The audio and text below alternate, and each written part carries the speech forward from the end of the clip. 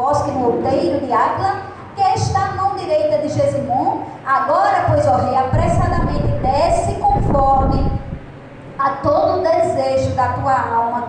A nós cumpre entregar-nos na mão do rei. Então disse Saul: bendito sejais vós do Senhor, porque vos compadecestes de mim. E depois informai-vos ainda mais, investigai o lugar que ele frequenta e a quem o tenho visto por ali, porque me foi dito que é astutíssimo. Por isso, atentai bem e informai-vos acerca de todos os esconderijos em que ele se esconde, e então voltai para mim com toda a certeza, e ir-me-ei convosco. Se estiver naquela terra, eu buscarei entre todos os milhares de Judá. Aleluia, né? Ele botou alguém ali para pastorar, para observar, para descobrir tudo, que era para poder chegar lá e pegar ele, né? Mas diz que se levantaram eles e foram para Zif, adiante de Saul. Davi, porém, e seus homens estavam no deserto de Maom, na planície à direita de Gesimon. E Saul e os seus homens foram em busca dele, e o anunciaram a Davi, que desceu para aquele rochedo e ficou no deserto de Maom. O que, ouvindo Saul, seguiu a Davi para o deserto. E Saul ia deste lado do monte, e Davi e os seus homens do outro lado. O Senhor é fiel. Saul ia maquinando, né? Procurando informação, e ia, mas só que Deus permitiu que um ia de um lado e o outro ia do outro. Louvado seja Deus. Um ia do lado e o outro ia do outro lado do monte. Por isso, temeroso, Davi se apressou a escapar de Saul. Saul, porém, os seus homens cercaram a Davi e aos seus homens para lançar a mão deles. Então veio um mensageiro a Saul dizendo: apressa-te e vem, porque os filisteus com ímpeto entraram na terra. Por isso Saul voltou de perseguir a Davi e foi ao encontro dos filisteus. Aleluia. Você está entendendo que quando Davi achou que ia ser pego, aí o Senhor criou uma situação lá, Saul teve que recuar, teve que voltar para salvar os dele. Ao invés de continuar perseguindo, teve que voltar, aleluia, para salvar os próprios dele. Glória a Deus.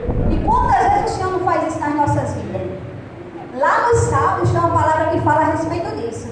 Diz que quando as pessoas se juntam muito para falar do mal de alguém, lá no Salmo tem uma palavra que fala sobre isso. Aí diz que o Senhor permite que alguma coisa aconteça na vida daquelas pessoas, para que elas venham se preocupar com suas próprias vidas e deixar a vida dos outros de mão. É forte, não é, irmão? Mas é Bíblia. E foi o que o Senhor fez aqui. Saul estava tão pertinho, era Davi de um lado e ele do outro. Davi se apressou para fugir, porque achou que pronto, dessa vez eu vou ser pego. Aí o Senhor permitiu que alguma coisa acontecesse lá atrás, para Saul ter que voltar, resolver as broncas que tinha lá atrás e Davi continuar seguro. Louvado seja Deus. Então não tenha medo, não tenha medo das adversidades. Eu sei que elas se levantam, eu sei que nós somos seres humanos, às vezes trememos nas bases diante das circunstâncias que nós enfrentamos, mas o nosso Deus, Ele é fiel, viu? Ele não morreu numa cruz, Ele não deu o seu filho para morrer numa cruz, para salvar a minha vida e a tua, para nos entregar de qualquer jeito para qualquer um. Nós temos dono, nós, eu e você, temos dono. E o Senhor vai pelejar por nós, para que nenhum de nós se perca. Louvado seja Deus. Por isso Saul voltou de perseguir a Davi e foi ao encontro dos filisteus. Por esta razão, aquele lugar se chamou Sela Amalecote. E subiu Davi dali e ficou nos lugares fortes de Engedi. Quem antes estava no deserto, agora já estava em lugares fortes, em lugares mais seguros. Aí a gente entra aqui onde a gente começou a ler, né? Lá em Davi 24. Sucedeu que, voltando Saul de perseguir os filisteus, anunciaram-lhe dizendo: eis que Davi está no deserto. Depois que ele pelejou lá, aí ele ficou sabendo onde Davi estava. Tomou Saul os 3.000 homens escolhidos dentre todo Israel e foi em busca de Davi e dos seus homens, até sobre os cumes da penha das cabras montesas. E chegou a uns currais de ovelhas no caminho, onde estava uma caverna, e entrou nela Saul para aliviar o vento. E Davi e os seus homens estavam nos fundos da caverna. entrou para ir, né, no nosso linguajar, para ir no mato, fazer o número 2, né? Na mesma caverna que Saul entrou, Davi estava, no fundo da caverna. Aí diz no versículo 4, que os homens de Davi lhe disseram: eis aqui o dia do qual o Senhor te diz, eis que te dou o teu inimigo nas tuas mãos, e lhes farás como bem parecer aos teus olhos. Levantou-se Davi mansamente e cortou a orla do manto de Saul. Quer dizer, Saul buscou de qualquer jeito maquinar o mal contra Davi, mas o Senhor permitiu que Saul quem caísse na mão de Davi.